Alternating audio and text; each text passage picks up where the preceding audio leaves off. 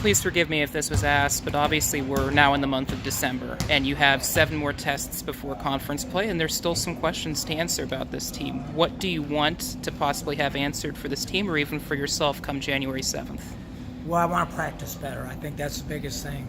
I want to be simpler, like just trying to keep the game simple, make less mistakes with the ball.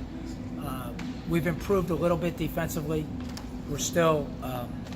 I think we're 150 in the Ken Palm defensively. We need to be below 100 for sure to really be a good team. We need to shoot the ball better. But part of that is just simplifying and getting better systematically. So there's still a lot of questions personnel-wise. We've gotten some of them answered, but we still have a long way to go. Some of the offensive droughts you had, especially against Notre Dame and Pitt, is that simply offense? Is that defense not turning into offense? And how will that be tested against a faster-paced team like a Marshall? Well, they're hard. When they get it rolling, it doesn't matter what you do. They're hard. They'll test us. You got to keep the ball in front of you, but at the same time, you got to get to that 3 line, and you got to cover that at the rim, which is hard. That's 3 different areas.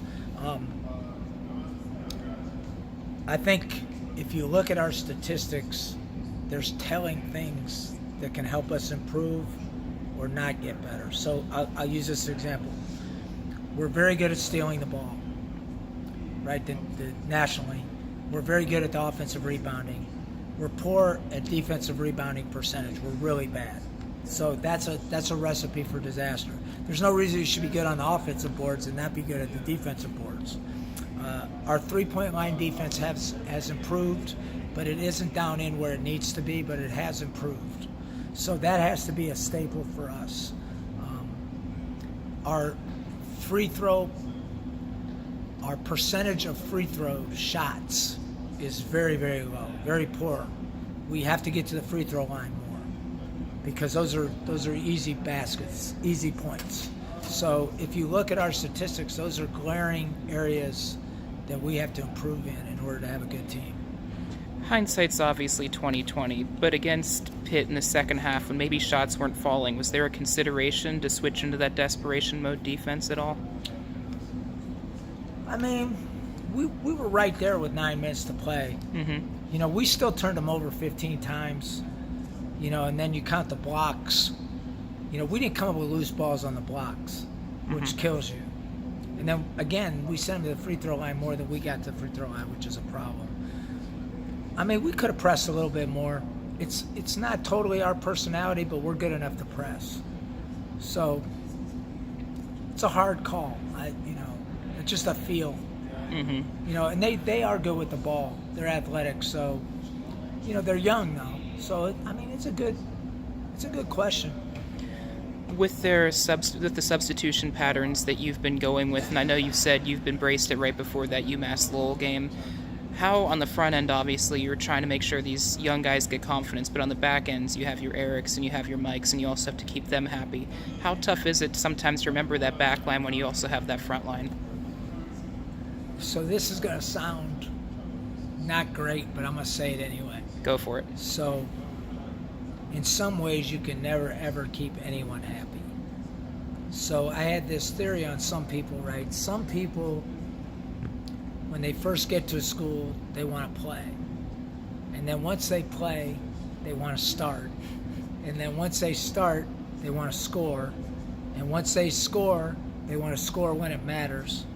And once they score when it matters, they want to score every time they touch it. So that sounds kind of pessimistic and derogatory, but there's sometimes you can't ever keep anyone happy. So ultimately what you have to do is you have to try to do the right thing on a daily basis and not worry about keeping anyone happy. Now that sounds kind of bad, but ultimately that's the way it is. I don't know if you saw Nick Saban's interview about the illusions, just the illusions that young people have. They're great. Kids are great, but they all want more, and they should want more, but they have to earn more. With Mike Hughes, obviously you saw some of what he was capable of offering at Akron, but given what he came off of injury-wise, how are you surprised at all at how quickly he's found success both inside the post and out? Yeah, I'm surprised. I mean, he had a rough year last year, 2 surgeries, and didn't play much, but he spent a lot of time at it. I think the one area that, again, I try to be honest with him, like, he can be a top-flight defender as well. He's not quite yet. He's not a great condition yet, but he's done a really good job of becoming a force in the low post. And when we recruited him at Akron, we thought he was going to be a good player, really good player. And he had a rough.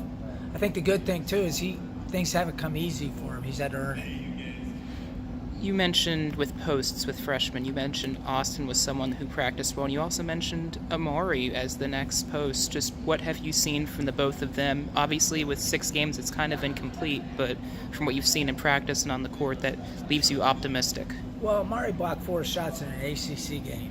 I mean, think about it. That means you're a high-level shot blocker. I don't care what anybody says. He's got the ability to make plays around the rim.